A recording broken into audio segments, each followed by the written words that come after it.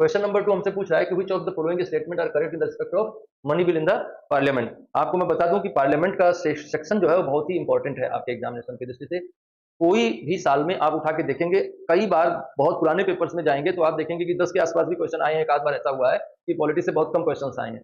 जब बहुत कम क्वेश्चन आए तो भी पार्लियामेंट से 3-4 आए हैं, और जब बहुत ज्यादा आए हैं तो भी पार्लियामेंट से 3-4 आए हैं। तो अभी आप इसी पेपर में देखिएगा कि पार्लियामेंट से कई क्वेश्चन आएंगे। अब पार्लियामेंट में है क्या, पार्लियामेंट में पार्लियामेंट्री प्रोसीजर्स, उसमें जो बिल और जो मोशंस और जो बिल्स वगैरह रखे जाते हैं उन पर कैसे चर्चा की जाती है, कौन कौन सी कमिटीज होती हैं, वहां से क्वेश्चन आते हैं। तो अगर हम ओवरऑल पार्लियामेंट को तैयार कर लेंगे तो आपको अच्छा खासा एरिया ऑफ क्वेश्चन मिल जाएगा।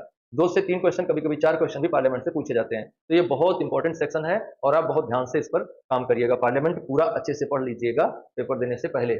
चलिए हम इस प्रश्न पर चलते हैं जो कि हमारे पेपर में प्रश्न नंबर 2 है। ये कह रहा है, ये मनी बिल पे है। तो मनी बिल तो स्पेशल बिल होता है। जैसे अगर अगर हम बिलों की बात करें तो पार्लियामेंट में 3 तरह के बिल आए, 4 तरह के बिल लाए जाते हैं।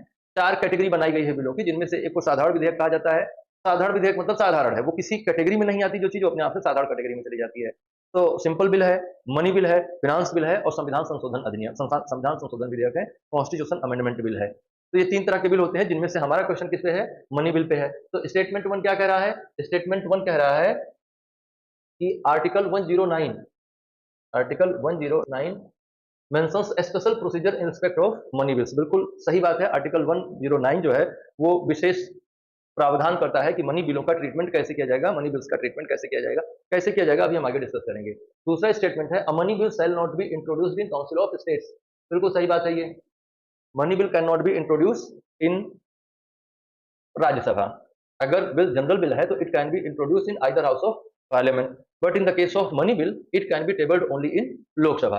राज्यसभा के पास इस संदर्भ में कोई अधिकार है नहीं, तो राज्यसभा में नहीं रखा जा सकता है। Bill not be introduced in council of state, ये स्टेटमेंट क्या है, गलत है। अच्छा सही है, सॉरी सॉरी, ये कह रहा है कि नहीं कर सकते, सेल नॉट बी इंट्रोड्यूस, बिल्कुल नहीं किया जा सकता। तो ये स्टेटमेंट सही है, हाँ नहीं किया जा सकता। तीसरा स्टेटमेंट कह रहा है, Rajya Sabha can either approve the bill or suggest changes but can not reject it, ये स्टेटमेंट गलत है। जैसे इसमें रिजेक्ट नहीं कर सकती, ये बात सही है, लेकिन राज्यसभा कैन आइदर अप्रूव नहीं कर सकती। वो केवल उसको अप्रूवल का पूरा राइट किसके पास है उसका, तो अप्रूवल का पूरा राइट उसका लोकसभा के पास है। Amendment to a money bill suggested by Rajya Sabha have to be accepted by the Lok Sabha, नहीं ये स्टेटमेंट गलत है। Rajya Sabha, Lok Sabha is free to accept or reject suggestions given by the Rajya Sabha, चाहे तो वो एक्सेप्ट करे और चाहे तो उसको रिजेक्ट करे। इसलिए आंसर क्या होगा, 1 और 2 ओनली, केवल 1 और 2 स्टेटमेंट सही हैं बस। बात समझ में आ रही है। धन विधेयकों के संदर्भ में केस थोड़ा अलग है। आपका करेक्ट आंसर है 1 और 2। अब एक एक स्टेटमेंट करके आप देख लीजिए इसमें कि क्या आपको बताया जा रहा है, तो आपको और बेहतर बात समझ में आ जाएगी। देखिए कह रहा है कि आर्टिकल 109 मेंशंस स्पेशल प्रोसीजर, बिल्कुल सही है, हमने कहा कि स्टेटमेंट सही है। इसमें कहा गया है कि money bill can not be introduce in Rajya Sabha council of state, की बात भी सही है। जो प्रोविजन आर्टिकल 109 में दिए गए हैं वो ये हैं, money bill can not be introduce in Rajya Sabha, the Rajya Sabha can only make recommendations on the money bill and must return bill to the Lok Sabha within 40 working days. 14 दिन के भीतर राज्यसभा को इससे वापस कर देना होगा, है ना। और स्टेटमेंट 1 जो है वो सही है, और आर्टिकल 109 में सारे प्रोविजंस दिए गए, इनको पढ़ लीजिएगा जरूर से जरूर, अगर आप नहीं ध्यान में, आपके पास ध्यान में नहीं है तो। वैसे हमको लगता है कि आप जरूर जानते होंगे, क्योंकि कहीं भी पॉलिटी पढ़ा होगा तो ये जरूर आपको पढ़ाया गया होगा।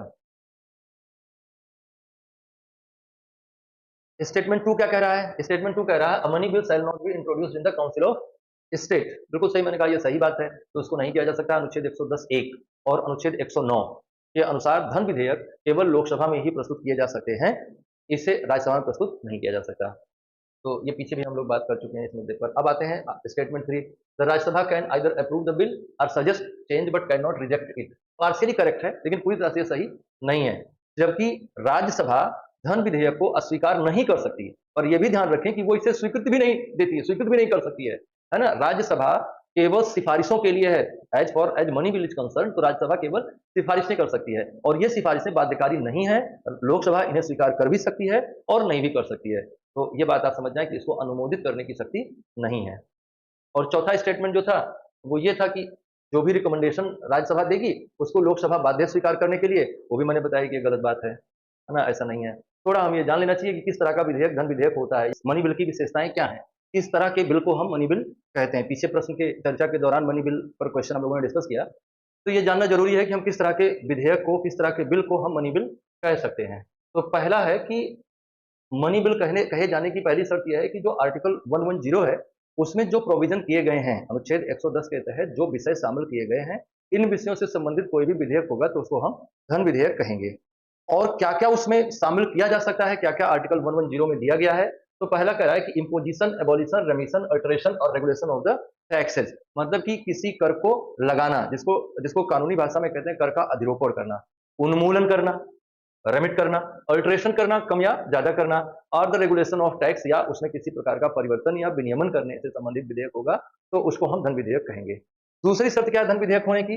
Regulation of the borrowings by the government. सरकार अगर कोई भी पैसे उधार लेती है, चाहे वो इंटरनल सोर्सेज से ले रही हो, चाहे वो एक्सटर्नल सोर्सेज से ले रही हो, दोनों ही स्थितियों में उसे एक बिल पास करना पड़ता है पार्लियामेंट में। उस बिल का जो टाइटल होगा वो मनी बिल होगा, उस बिल का जो टाइप होगा वो मनी बिल होगा। Custody of the consolidated fund of India, Bharat के संचित निधि की अभिरक्षा करता है। मतलब कहने का यह है कि अगर भारत के संचित निधि से पैसा निकाला जाना है, तो केवल और केवल मनी बिल के माध्यम से ही निकाला जाएगा, और मनी बिल के माध्यम से निकाले जाने के दौरान पूरी प्रक्रिया मनी बिल वाली फॉलो की जाएगी। भारत की संचित निधि में कोई पैसा डालना हो या भारत की संचित निधि से कोई पैसा निकालना हो, दोनों ही स्थितियों में धन विधेयक की आवश्यकता आपको पड़ेगी, पार्लियामेंट को पड़ेगी। दूसरी बात जो इसके बारे में जाननी चाहिए आपको धन विधेयक के संदर्भ में, वो ये है कि speaker of the Lok Sabha decides whether a bill is money bill और नॉट। है ना? कोई भी विधेयक धन विधेयक है या नहीं है, इसका फैसला कौन करेगा? इसका फैसला लोकसभा का स्पीकर करेगा, क्योंकि लोकसभा में ही वो इंट्रोड्यूस किया जाएगा, और लोकसभा में इंट्रोडक्शन होगा जब उस बिल का, तो वो देख लिया जाएगा कि वो बिल, ये जो ऊपर क्लॉज बताए गए हैं, इनमें से संबंधित है या नहीं। और अगर इनमें से किसी से भी संबंधित है, तो उस बिल के ऊपर लोकसभा अध्यक्ष लिख देगा कि ये विधेयक धन विधेयक है। इसलिए इसमें आगे की पूरी प्रक्रिया धन विधेयक के नियमों का पालन करते हुए या आर्टिकल 109 में जो नियम दिए गए हैं, उनका पालन करते हुए संचालित की जाए।